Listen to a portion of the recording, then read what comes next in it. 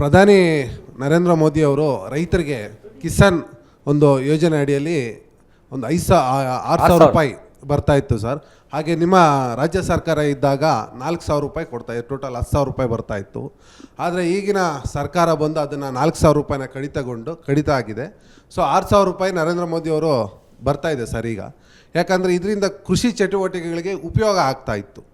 So ಈಗ ಮುಂದೆ ಅಕಸ್ಮಾತ್ ನಿಮ್ಮದೇ ಸರ್ಕಾರ ಬಂದರೆ ಇನ್ನೂ ರೈತರಿಗೆ ಇನ್ನೂ ಹೆಚ್ಚಿಗೆ ನಿರೀಕ್ಷೆ ಇದೆ ಸರ್, ಅದರಿಂದ ಇನ್ನೂ ಹೆಚ್ಚಿಗೆ ಬರಬೇಕು. ಆ ನಂತರ ಈಗಿರ್ತಕ್ಕಂಥ ಏನು ಬರ ಪರಿಹಾರ ಇನ್ನೂ ಬಂದಿಲ್ಲ ಸರ್ ನಮ್ಮಂಥ ಇಡೀ ರಾಜ್ಯದ ಹಳ್ಳಿ ರೈತರಿಗೆ. ಸೊ ಇಲ್ಲಿ ಈಗ ಎಲೆಕ್ಷನ್ ಡಿಕ್ಲೇರ್ ಆದಮೇಲೆ ಇವರು ಕೋರ್ಟ್ಗೆ ಹೋಗಿದ್ದಾರೆ. ಇಲ್ಲಿ ಇವ್ರು ಕೇಳಿದ್ರೆ ಹೈಕಮಾಂಡ್ BJP ಸರ್ಕಾರನ ತೋರಿಸ್ತಾ ಇದ್ದಾರೆ. ಆ ದೃಷ್ಟಿಯಿಂದ ಹಾಳಾಗ್ತಾ ಇರೋದು ನಮ್ಮ ರಾಜ್ಯದ ಹಳ್ಳಿ ರೈತರು ಹಾಳಾಗ್ತಾ ಇದ್ದಾರೆ. ಈ ಪ್ರಶ್ನೆಗೆ ಉತ್ತರ ಕೊಟ್ಬಿಡ್ತೀನಿ. ಕಿಸಾನ್ ಸಮ್ಮಾನ್ ಯೋಜನೆ ಬೀಜ ಗೊಬ್ಬರಕ್ಕೆ ಸಹಾಯ ಆಗಲಿ ಅನ್ನೋ ದೃಷ್ಟಿಯಿಂದ ತಂದ ಯೋಜನೆ. ಕೇಂದ್ರ 6,000, ನಾವು 4,000. ಹೌದು ಸರ್. ಯಾಕೋ ಏನೋ ಗೊತ್ತಿಲ್ಲ, BJP ತಂದಿದ್ದು ಅನ್ನೋ ಕಾರಣಕ್ಕೋ, ಆ BJP ತಂದಿದ್ದನ್ನು ಮುಂದುವರಿಸಬಾರ್ದು ಅನ್ನೋ ಕಾರಣಕ್ಕೋ ಇವರು ರದ್ದುಪಡಿಸಿದ್ದಾರೆ. ಹೌದು ಸರ್. ಅಷ್ಟು ಮಾತ್ರ ಅಲ್ಲ, 7 ತಿಂಗಳಿಂದ ಹಾಲಿಗೆ ಕೊಡ್ತಿರೋ ಸಬ್ಸಿಡಿ 5 ರೂಪಾಯಿ ಸಬ್ಸಿಡಿ ಕೊಡಬೇಕಲ್ಲ, 7 ತಿಂಗಳಿಂದ. ನನ್ನನ್ನು ಕೇಳಿದ್ರೆ ನನ್ನ ಹತ್ರ ಉತ್ತರ ಇಲ್ಲ. I am not A finance minister, I am not A ruling party. ನೀವು ಕಾಂಗ್ರೆಸ್ನವ್ರು ಕೇಳಿದಾಗ ಈಗಿಲ್ಲದೆ ಇದ್ದರೂ ಮನೆ ಬಾಗಿಲಿಗಂತೂ ಬಂದಿರ್ತಾರೆ. ಅಲ್ಲಿ ರೈತರು ನೀವು ಕೇಳಬೇಕು, ಯಾಕೆ ಕೊಟ್ಟಿಲ್ಲ ನೀವು ಅಂತ ಕೇಳಬೇಕು. ನಿಮ್ಗೆ ಇನ್ನೊಂದು ಗೊತ್ತಿರಲಿ, ಒಂದು ಚೀಲ ಯೂರಿಯಾಕ್ಕೆ 2,900 ರೂಪಾಯಿ ಕೇಂದ್ರ ಸರ್ಕಾರ ಸಬ್ಸಿಡಿ ಕೊಡುತ್ತೆ. ಒಂದು ಚೀಲ ಯೂರಿಯಾಕ್ಕೆ ನಾವು ಕೊಡೋದು ಕೇವಲ 268 ರೂಪಾಯಿ.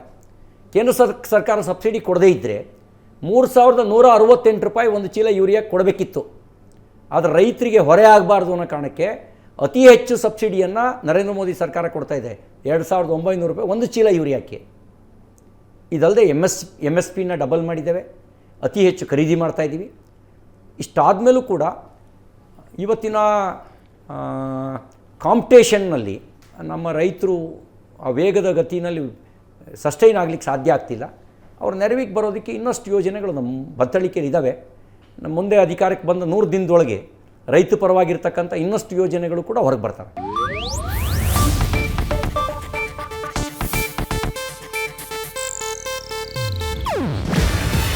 ಇದು ಏಷ್ಯಾನೆಟ್ ನ್ಯೂಸ್ ನೆಟ್ವರ್ಕ್ ಪ್ರಸ್ತುತಿ. ನೀವು ನೋಡ್ತಿದ್ದೀರಾ ಏಷ್ಯಾನೆಟ್ ಸುವರ್ಣ ನ್ಯೂಸ್.